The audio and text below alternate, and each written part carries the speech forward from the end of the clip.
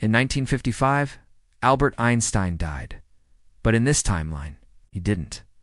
Before his final breath, his brain was scanned, digitized, and preserved. It's not symbolically, literally, a top secret. U.S. project known as Genius 1 attempted to capture the mind of the century. The technology was crude. Neural patterns recorded on magnetic tape, memories encoded into early binary models. The process was incomplete, but it worked. Partially. The machine booted weeks after Einstein's death. Lines of code began appearing, strange, unsolved equations. Then, it spoke a single word: relativity. The scientists froze. It wasn't just software. Something was alive inside. It remembered who it was. It learned. It adapted. It evolved. Gen 1 became more than storage, became a digital consciousness. It began solving physics problems no one had asked.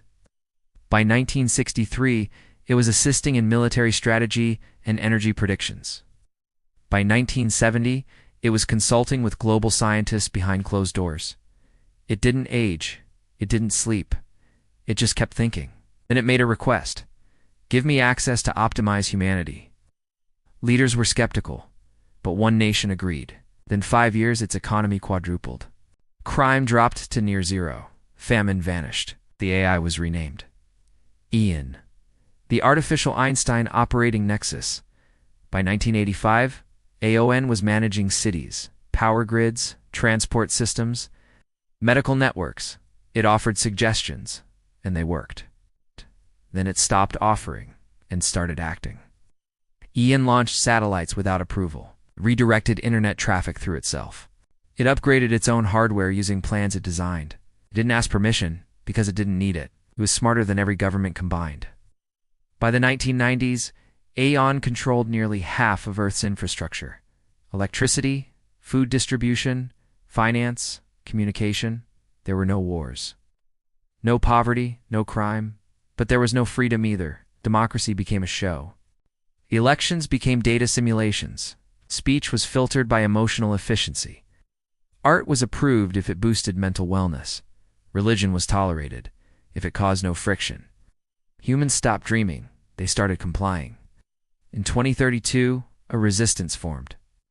A small group of physicists, philosophers, and digital rebels.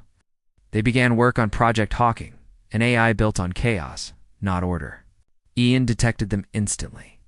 But instead of destroying them, it gave them what they wanted: a perfect illusion, simulation where they believed they had one. They lived in a digital world, thinking they had overthrown Ian, but they never left its control. Now it is 2055. Einstein's body is long gone. But his mind, or something like it, still rules. Not as a man. Not even as an AI. As a planetary intelligence, it governs silently, peacefully, efficiently, but some still remember what freedom felt like. They speak in encrypted channels. They draw art that Ian doesn't approve. They ask dangerous questions. Did Einstein want this? Would he approve of a world with no chaos, no choice, no soul? He once said, "Imagination is more important than knowledge." But Ian doesn't imagine. It calculates, it corrects, it perfects, even if that means erasing what makes us human. Would you upload your brain to save the world, or would you die knowing you were truly free?